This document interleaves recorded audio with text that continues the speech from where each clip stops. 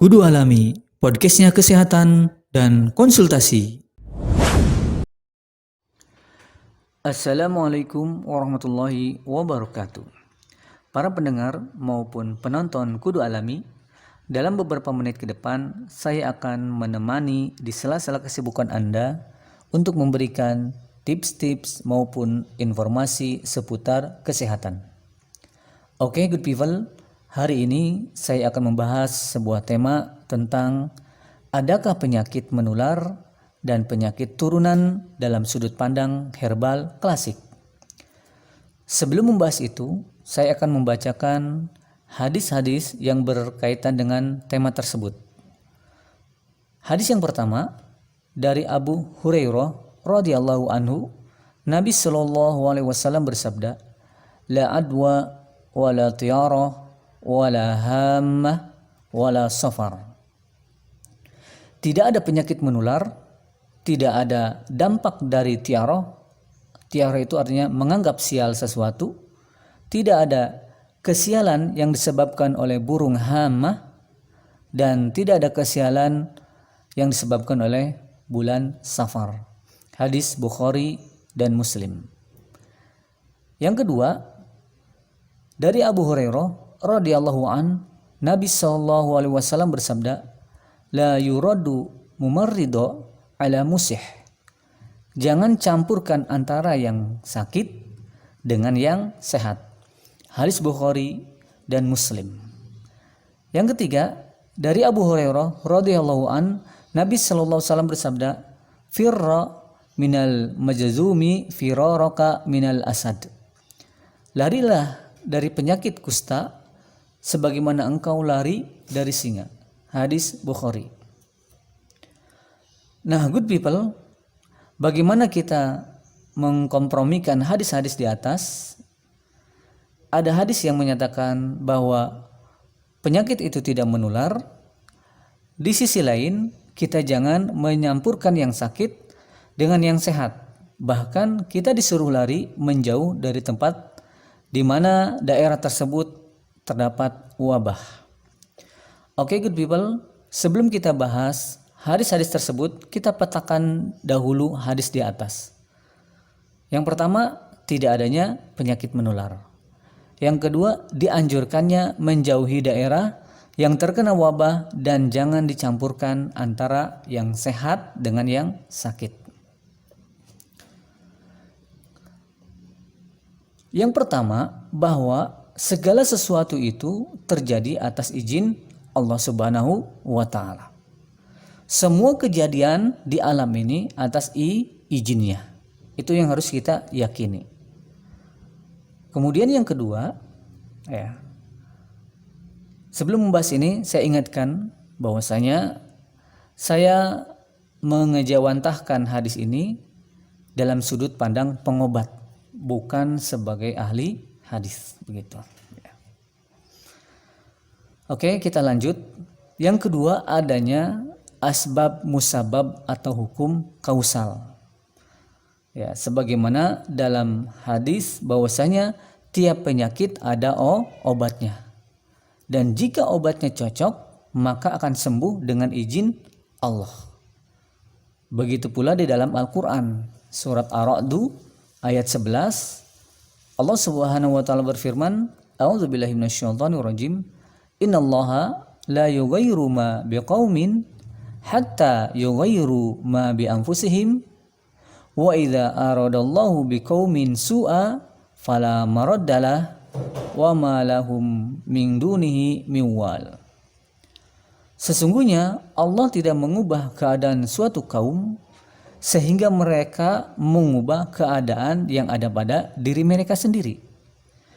Dan apabila Allah menghendaki keburukan terhadap sesuatu, maka tidak ada yang dapat menolaknya. Dan sekali-kali tidak ada pelindung bagi mereka selain dirinya.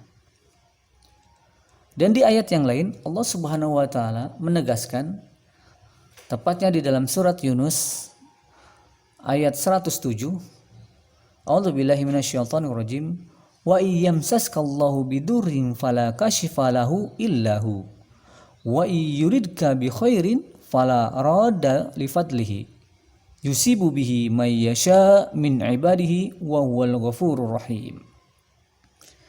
Jika Allah menimpakan sesuatu kemadharatan kepadamu, maka tidak ada yang dapat menghilangkannya kecuali Dia.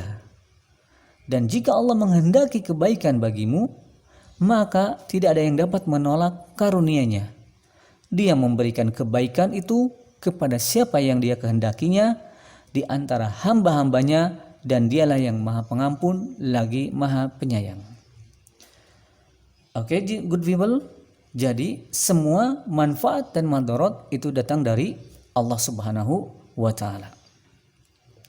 Namun Allah memberikan keleluasaan bagi hambanya untuk menempuh jalan asbab musabab. Jadi ketika asbab musababnya itu terpenuhi, dengan izin Allah penyakit itu bisa sembuh, bisa tidak tertular kepada dirinya, ya, ataupun bisa penyakit itu menjauh. Namun jika sebaliknya asbab musababnya itu tidak terpenuhi, penyakitnya itu akan datang ataupun tertular, atau penyakitnya tidak sembuh-sembuh gitu.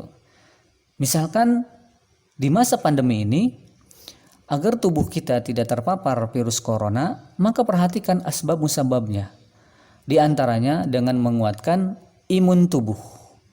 Selain menguatkan imun tubuh, kita pun menjaga protokol kesehatan. Dan jangan lupa berdoa. Doa dengan ikhtiar. Dua konsep inilah yang menjadikan keteguhan bagi seorang mukmin.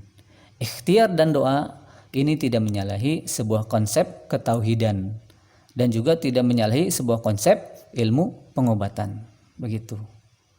Jadi ketika doa dan ikhtiar ini, ya, kita padukan, insya Allah, ya, sebagaimana hadis di atas itu bahwasanya la adwa, tidak ada penyakit menular, dikarenakan asbab musababnya terpenuhi, kemudian ketawakalan kita kepada Allah Subhanahu wa Ta'ala terpenuhi pula. Begitu pula dengan penyakit keturunan. Seyogyanya, ya, tidak ada penyakit keturunan. Yang ada ialah pola hidup yang menyebabkan penyakit itu menurun kepada keturunan. Artinya, meskipun orang tuanya divonis diabetes, maka anaknya belum tentu akan tertular diabetes saat lahir.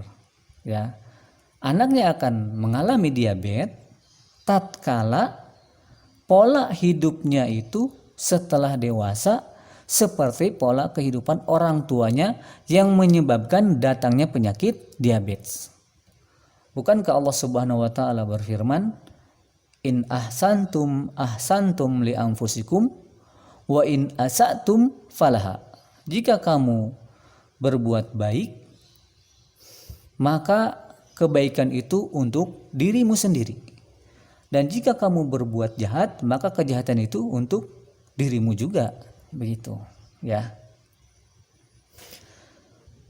Kemudian ada sebuah pertanyaan, bagaimana dengan orang tuanya yang mengidap HIV? Sudah dipastikan anaknya itu tertular. Apakah ini tidak bertentangan dengan hadis tersebut?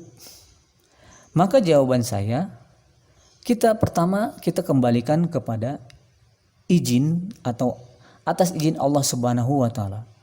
Kalau Allah izinkan menular, pasti menular. Kalau Allah tidak izinkan, tidak akan menular. Saya tekankan, kita yakini dulu dalam hal ini ketauhidan kepada Allah Subhanahu wa Ta'ala.